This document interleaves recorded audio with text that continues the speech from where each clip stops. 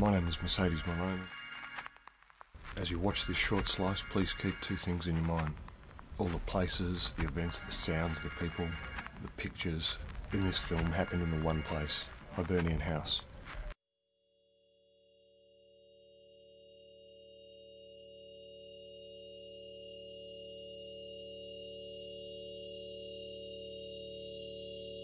I walked first into this building deep into the late hours of some night one time in 1999.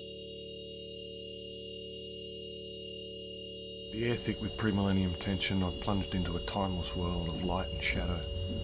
It was unlike anything I've ever seen or felt in this land.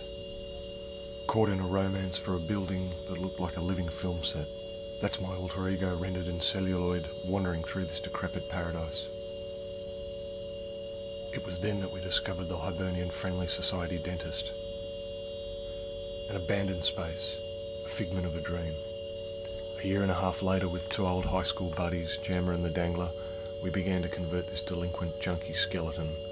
For innumerable months we slept on the floor amongst the building construction chaos. We ran power out of a single extension cord from our old place next door. We physically yanked and tore its stuff until we could erect instead what we saw in its place. We recycled plenty, we Robin Hooded a bit, and we relied heavily on the generosity and all-in support of like-minded colleagues. Because it's a commercial lease, you can pull apart walls and shift things around and flex the space around and just create your own zone as an artist, which is a very important thing, to have some autonomy where you live. This building is a network of sculptors and painters and weavers and poets and writers, filmmakers, musicians, photographers, sound artists. This building just has a natural sort of tendency towards harbouring creativity, and I think that we just sort of caught on to that and made it open the doors to everybody to come and see. So now, nearly 5 years on, with this space Not Gallery and the Frequency Lab, and realistically we've hosted thousands of creative outpourings.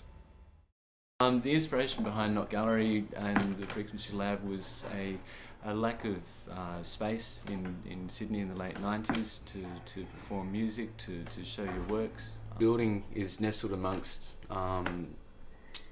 so many disparate elements of society. It's right next to Central Station.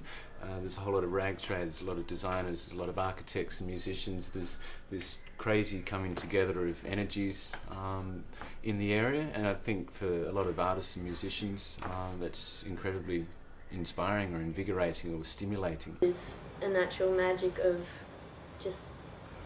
honesty, of people being genuine, of people having a go, and also of chaos, the honesty of chaos, the things that happen when you can't plan for them to happen. That's a magic that people pick up on when they come here, and so that's a great place to put a gallery.